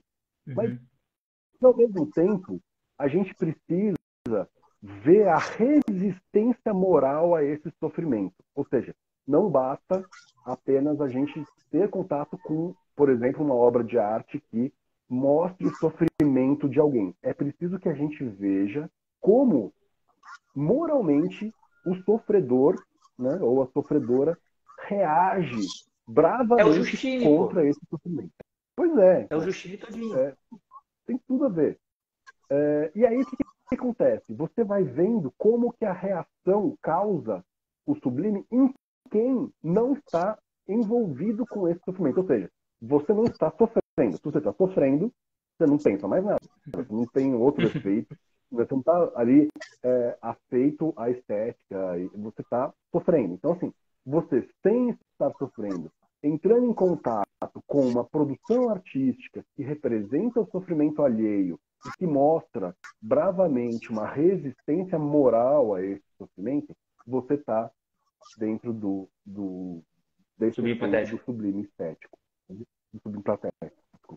E aí o que acontece? Ele vai associar isso à tragédia, né? Então ele vai falar que isso é basicamente algo que a gente vê, né, de forma muito bem executada nas tragédias da antiguidade. Né? Ele vai trazer esse elemento trágico para o romance do século XVIII. Ou seja, quando você vê isso, né, você entende assim, poxa, ele está colocando, especialmente no livro 2, o cerne do livro 2 é a degeneração moral desse príncipe. Então, é uma discussão, né, por meio de cartas, de como ele está se debatendo em meio a uma paranoia, assim, de ele está sendo perseguido, ele está no meio de uma conspiração, querem roubar ele do trono, estão matando gente da família dele. O que ele faz? Em quem ele pode confiar? As pessoas que trabalham para ele são espiões? Tudo isso está passando pela cabeça dele. A mulher pela qual ele foi apaixonado por anos, né, ele coleciona um quadro de uma Nossa Senhora, né, de uma virgem, e descobre que a modelo que posou para aquele quadro, né, que fez ele se apaixonar por ela platonicamente, ela está viva e circulando né, pela região onde ele está. Entra em contato com ela, vê ela rezando numa igreja, né?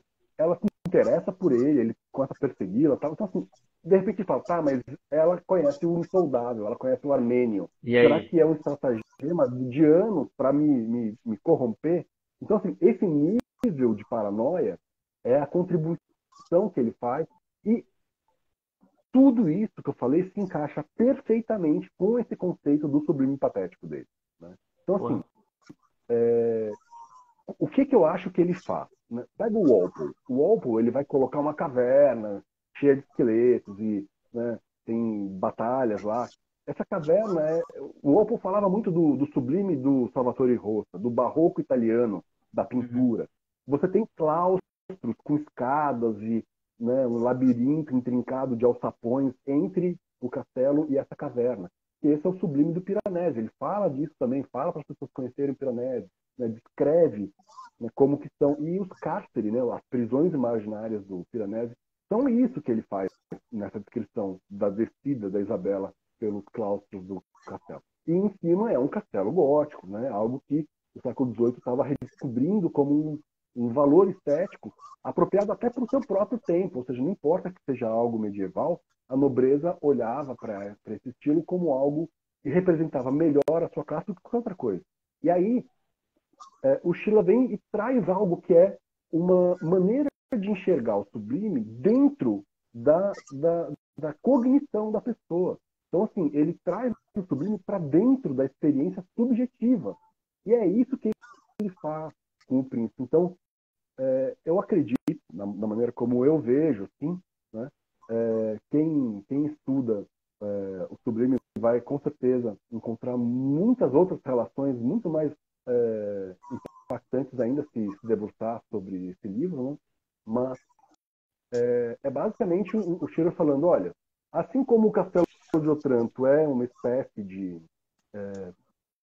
prática do que é o sublime ali da época do Walpole, né? Especialmente com esse acúmulo de experimentos do barroco italiano, do Piranesi e do Burke, o aparicionista é um experimento, né? É algo colocado em prática na literatura da concepção do sublime, da concepção estética que ele viria logo anos depois a sistematizar, entendeu? É como se Entendi. o sublime do Schiller é a poética que ele segue.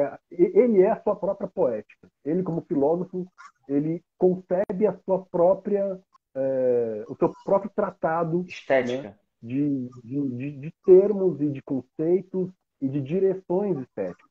Só que isso estava ainda em estado muito incipiente ali, sabe? Embrionário Sendo ainda. pensado, sendo colocado em prática, sem nenhum tipo de sistematização, que vai vir depois, né, de 4 anos, né, nesse do sublime. E é uma leitura que vai falar de terror, ele vai falar sobre superstição, ele vai falar a superstição da nossa época, ela é perigosa e ela é escura, né? A pessoa, quando acorda hoje, ela se sente vivendo num mundo perigoso. É mais fácil a pessoa acordar e já procurar uma faca, uma adaga para já continuar o dia armada do que ver essa pessoa colocando a própria roupa. Então, assim, ele vai tratar assim, ele acha que ele vive num mundo em que a mentalidade é perigosa, que é um mundo que precisa ser extirpado da superstição, né? Então, nesse tratado, eu acho que a gente tem uma chave interpretativa riquíssima para a gente ler o Aparicionista. Então, o Schiller, filósofo, meio que também ensina a gente a ler o Aparicionista. Isso é uma coisa muito Pô, interessante. Eu espero que isso vire estudo aí de alguém mais para frente, que alguém aí se empolgue, porque é um tema muito dá pano interessante, pra assim, manga, pelo menos. né? Não, eu Talvez tava pensando. só eu acho, mas né, quem Não, sabe. eu achei maneiro também. Eu tava pensando, as publicações da Imaginário Gótico todas têm, até agora pelo menos, tem essa coisa acadêmica, né? Se a pessoa for, se aquilo for objeto de estudo da pessoa, dá para se debruçar e te dar informações, não só pelo texto principal, como os apêndices, né? Os insumos que vocês botam, dá um arcabouço teórico para a pessoa que quer estudar, um negócio muito grande. E eu ia perguntar, para finalizar a live agora, o que essa nova edição vai trazer diferente da segunda? Quais são as ampliações que vocês estão propondo para a segunda edição? Quer Pode falar? responder, tá por dois isso aí. Eu vou, eu Manda ver vou, se. eu vou comentar então que a gente tem dois novos textos, né? A gente tem um texto da Patrícia César da Cruz, né, em parceria com a Thaís Fernandes de Amorim, que é um ensaio acadêmico, né? Elas são doutoras, uma da Universidade Federal do Pará, né, que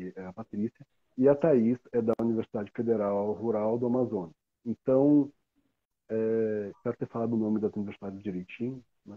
Mas elas escreveram a quatro mãos nesse texto, que é uma análise dos grandes temas ali que relacionam o aparicionista com a cultura alemã da época, com grandes movimentos da época, né? E eu vou deixar o Felipe falar do texto dele, porque só vou comentar como é que a gente teve a ideia, né, dele, porque num belo dia o Felipe estava conversando comigo e ele falou, pô, Cid, descobri aí uma relação interessante entre o Schiller e o Bürger. A gente falava muito do Bürger, a gente tem planos de produzir material dele e tal. Exatamente. E aí, o Lenor, por exemplo, ele é a base desse episódio do Jerônimo e do Lorenzo, que aparece no Aparicionista, né? Então, faria uma conexão entre as obras e tal. E A Caçada Selvagem é a base para o episódio do Necromante, né? Do Covil dos Ladrões, etc. Então, é um poeta que tem tudo a ver com o nosso catálogo, a gente quer publicar. Tá? E ele me falou que ele tinha descoberto isso. E aí eu pensei, falei, poxa, quando eu for fazer a próxima reimpressão, né, a sexta reimpressão do Aparicionista, que a gente já tinha feito 5 praticamente iguais, só mudando ali a data, né, e a tiragem, colocação, eu falei, eu quero reescrever ou ampliar o meu prefácio para incluir também essa sua descoberta, né, dessa resenha sobre o Bürger. E aí o Felipe passou uns dias, né, sem falar sobre isso. Aí um belo dia ele me mandou um e-mail e falou, se dá uma olhada nisso aqui. Eu fui levantar as informações sobre a resenha, né, para te ajudar, já que você não lê alemão. Aí eu acabei escrevendo. Ele mandou o texto pronto já, assim, um negócio super complexo, Felipe já foda, né, prontinho. Assim. Eu falei, cara, aí esquece, eu não vou falar nada, deixa, né, o seu texto já tá feito já. perfeito, vai o seu, né? Mas aí ele pode comentar melhor essa história aí da resenha do Bürger com o Schiller, que é muito, muito fascinante também. É outro dos motivos, né? Além da Revolução Francesa, que levou ele a largar aí o aparicionismo. O Bürger foi um poeta mais antigo que o Schiller, que o Goethe, né? Então, aquele comecinho do Sturm und Drang, a gente começou essa conversa falando do Sturm und Drang, né? Essa geração de rockstars de 1770. O Bürger foi um desses caras, mas ele morava na cidade de Göttingen, bem apartado assim dos outros. Mas ele que meio foi o primeiro poeta lírico assim a meio que vestir, sabe, a identidade do Sturm und Drang. Ele foi super elogiado. O Schiller começou como um fã dele, basicamente. Um epígono da poesia do Bürger, né? Isso numa época que estava sendo teorizado ainda, essa coisa da uma nova função do poeta. E tanto o Bürger quanto o Herder, que é outra figura central, foram meio centrais daqui. Eu vou, lógico, né? Quem chegou aqui até esse momento da live vai ganhar uma palhinha desse texto, né? Mas só para a gente entender, assim, por que mudou tanto a figura do artista nessa época, né? Que começaram a se proliferar vários outros temas. Em parte porque o Herder, ele falou que o poeta, ele é um cara que não só ele é um funcionário, assim, das cortes, como foi durante boa época, mas ele é uma espécie de profeta secular. Estou citando o Herder aqui. É o trabalho dele que move as rodas da cultura e só ele é capaz de articular às gerações futuras uma expressão livre e genial do caráter de uma época, de um povo. Né? Não são os estadistas que fazem isso, os poetas. Ele fala, esses foram o Homero na Grécia. Pensa, você conhece o Homero da Grécia arcaica, você não conhece o nome de um estadista do século VIII, antes da Era Comum. Ninguém conhece. Jamais. Foi Shakespeare na Inglaterra elisabetana, mesma coisa. E insira seu nome aqui na Alemanha de 1770, né? O Herder meio que faz isso. Ele solta isso como teoria e fala, aí, molecada que está começando a escrever, vocês podem ser esse pessoal, né? E o Bürger, de certa forma, ele foi isso, mas o Schiller, no momento do aparicionista, ele meio que escreve uma resenha muito, assim, muito cáustica contra esse Bürger, que isso assustou todo mundo na época. Porque ele escreve várias críticas contra esse Bürger, assim, e ele fala, o nome do texto chama Sobre as Poesias de Bürger. Na verdade, ele não faz uma resenha, pega uma mas cita só um pedacinho, descer a lenha no cara. Ninguém entendeu o que estava acontecendo, né? Depois, assim. No fim,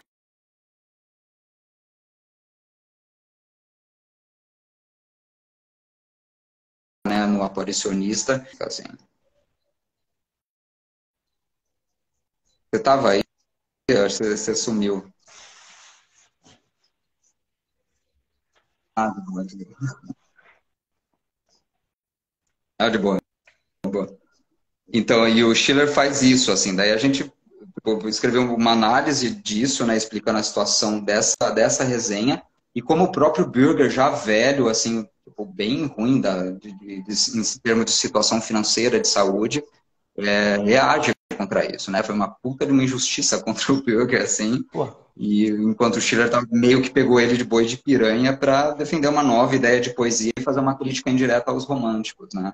E um trecho central disso, ele fala que assim, ó, apenas o entusiasmo, né, quando você está criando um texto literário, não basta. É necessário o entusiasmo de uma mente cultivada, que tem ideias filosóficas igual eu tenho, né? Ele fala meio isso, é meio arrogante a postura dele. Ele fala, tudo que o poeta pode nos oferecer é a sua individualidade, mas que seja válida o bastante para ser posta perante o mundo atual, né, dar uma contribuição, e para a posteridade. É um meia-culpa do que ele está fazendo no Aparicionista, né, mas é um ato de injustiça também. E a resposta do Burger é fantástica. Ele escreve um poema sobre essa situação inteira, que é um chute na cara, assim, mas eu não vou adiantar porque é um spoiler safado fazer isso, né? Vocês vão ter mas o acesso poema a isso. vai estar no texto, na íntegra, traduzido, o poema do Veiga? É Porra, ansioso traduzidinho pra ver. bonitinho lá no final do estado, né? Não, eu Mas é fiquei assim, dá pensando. para a gente ter ideia de um dos grandes. Assim, essas polêmicas entre autores era comum, é igual ver polêmica entre gente do hip hop, sabe? Tipo, é uma coisa que faz parte da cultura das cenas, assim. Elas são muito comuns, né? O Lessing tem suas polêmicas, os românticos versus Goethe e tal, mas. E essa é uma das grandes também, que ela é muito mal explicada, até na Fortuna Crítica do Schiller. E foi muito legal assim encontrar isso, porque ela ilumina muito dessa passagem do Schiller, do Sturm und Drang, do horror, do Schauerroman, para um Schiller clássico também. Ela abre para, né, para uma nova fase dele e explica o que a Revolução Francesa tem a ver com isso, que o classicismo tem a ver com isso, né? E que o Não, romantismo também, né, tem a ver com isso. Posso fazer um você estava parênteses falando. curioso? Claro. Só uma pequena Tudo curiosidade. bem? Aham. Isso acontece em Portugal também na questão Coimbra, né? Então nós temos ali no meio do século XIX os realistas ali numa carga contra os românticos. E um dos bodes expiatórios da questão coimbrana, né, que foi o mais atacado, foi justamente o Antônio Feliciano de Castilho, que publicou o A Noite do Castelo, que é baseado no Aparicionista. Ou seja, Nossa, depois, quando vai acontecer isso em Portugal, em relação aos românticos, é um autor que se tornou famoso justamente por ter copiado uma obra do Schiller que é visto como aquele a ser superado, né? Aquela geração a ser batida. deixada para o passado. Eu acho curioso, Doido. assim. É Não, uma porque resposta muito não parecida. E eu e o não li ainda o texto filho do. não pode falar, perdão. Não, eu não li ainda o texto do Felipe, mas pelo esse passadão que falou aqui, eu pensei logo, por exemplo, tem ecos disso até bem pouco tempo atrás. Os parnasianos, por exemplo, poderiam cair nessa crítica que o Schiller faz também, que é um poeta sem a mente criativa, que você falou? Como é que era o conceito? Sem a mente criativa, né? Que o Schiller, Perdão, cortou. esse conceito que o Schiller cunha, que é, o poeta não tem que ser só escrever verso, ele tem que ter uma mente criativa Entusiasmado, também. né? Entusiasmado. Uhum. Então, pensei logo, é um texto que eu acho que, sendo poeta, vai ser ótimo para eu ler, mas eu consigo ver ecos dele até hoje aí. Então, pode ser bastante revigorante, assim, para quem escreve poesia, ter acesso a um texto desse. Vai ser muito bom. Eu, particularmente, eu gosto muito do Breger. Do pouco que eu li dele, eu acho muito foda. Então, eu também estou curioso para ver a resposta que ele vai dar para essa... Em poesia, né? Então, criar uma metalinguagem aí que ele está escrevendo em poesia para bater a crítica do cara sobre a poesia dele. Então, muito foda. Gostei. Bom, então, eu acho que a gente esgotou o tema aqui legal já. Eu quero agradecer de novo as duas editoras, a Seboclipsídia e a Etia, não só por estarem trazendo essa segunda edição ampliada, como pela coleção inteira. A gente sabe que o Frankenstein aí, eu tive a honra de participar também. Eu acho que nunca houve uma edição do Frankenstein tão recheada quanto essa. No Brasil, pelo menos, não. Seja os projetos futuros também. Então, assim, essa coleção do Imaginário Gótico, para quem gosta desse universo gótico romântico, esse tipo de coisa assim, eu acho que não tem nada igual ao Brasil. Então, essa coedição de vocês, essa ideia que fez tanto pelo esse gênero, né, pelo nicho de literatura que a gente ama, que eu queria agradecer e a oportunidade de estar aqui divulgando também esse novo trabalho. É um momento ainda incerto para a literatura nacional, eu acho, para as editoras, né, para o mercado editorial nacional, só que eu acho que tem que melhorar as coisas. Então, assim, ver esse esforço, ver, cara, o Jacó vai lá, acha uma informação e já produz um texto. Mesmo tanto um momento tão difícil, ele faz esse trabalho, vocês publicam. Cara, eu acho que tem que tirar o chapéu.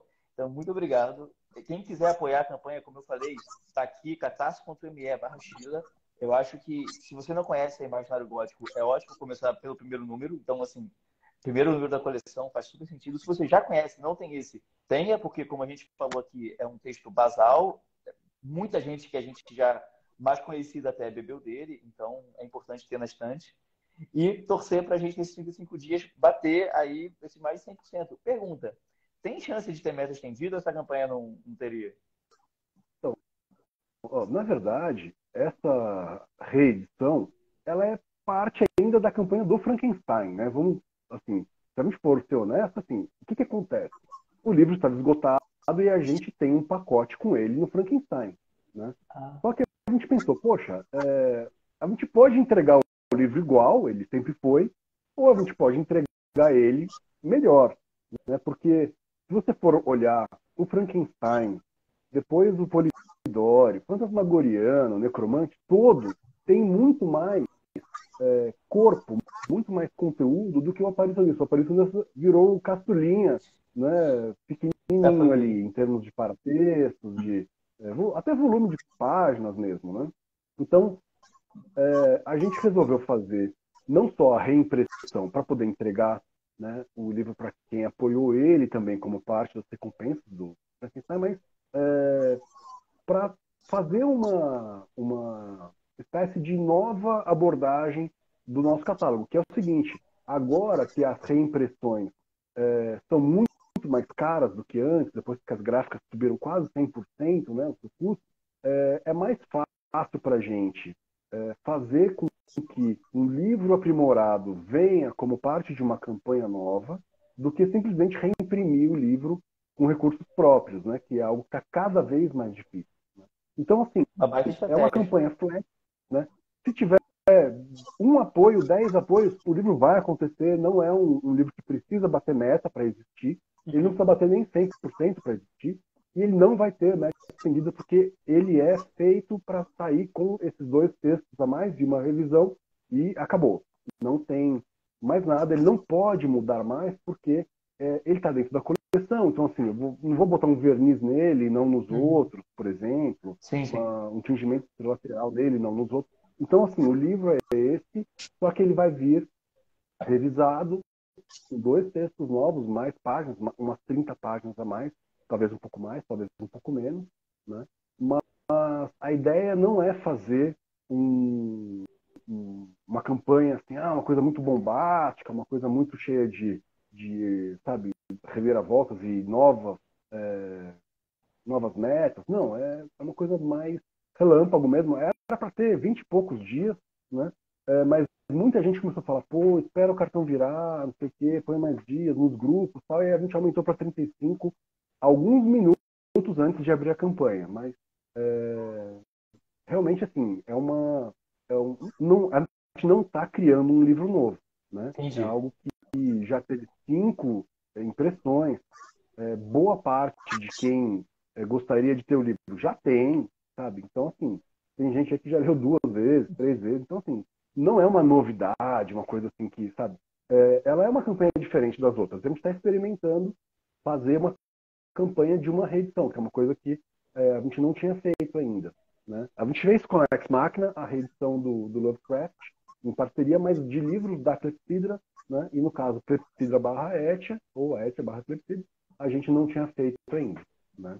Então, não é que eu esteja blasé em relação à arrecadação, né, é sempre bom, mas é uma questão real, eu estou sendo transparente, assim, é uma reimpressão que virou uma reedição, porque a gente quer apresentar isso para vocês, né, esses novos conteúdos. E a campanha ajuda a fazer o livro chegar em pessoas que não sabem que a gente existe, que não sabem que a coleção existe, então é uma forma de ampliar o alcance também da obra, né, e falar um pouco sobre esse universo. Essa live, por exemplo, ela tem como pretexto a reedição, né? Mas a gente está falando de temas que podem interessar o pessoal que estuda literatura alemã, que estuda filosofia, que estuda, né? Eu não sou filósofo, Gótico, né? A romântico. gente arrisca um pouquinho aí, né? Mas para falar um pouquinho do gótico, tchau romã, a gente tem aí algum conhecimento. Então, dá para a gente voltar a falar disso, que é uma coisa importante também, né? Então, tudo conjugado, né? A gente resolveu fazer como campanha, né? Mas é isso, não tem como ir além com outras metas, outros conteúdos. Não, perfeito. Faz sentido mesmo. É, querer rever, não, reiterar o convite, então, para quem quiser apoiar aí, catarse.me/Schiller.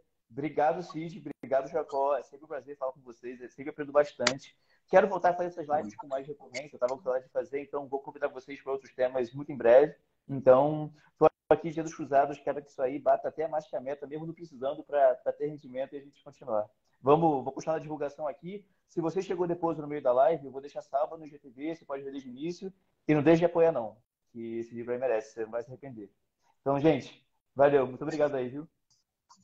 Boa Valeu. noite a todos, valeu aí pelo convite, valeu Felipe aí pela parceria aí, pelo papo, Prazer. sempre bom te ouvir Tamo junto, falar. gente, Espero abração. não ter falado muita besteira aí, os filósofos me perdoem, porque eu não sou filósofo, mas Não, foi, ótimo, acho que o pessoal vai gostar. espero ter contribuído aí com essas reflexões, tá, galera?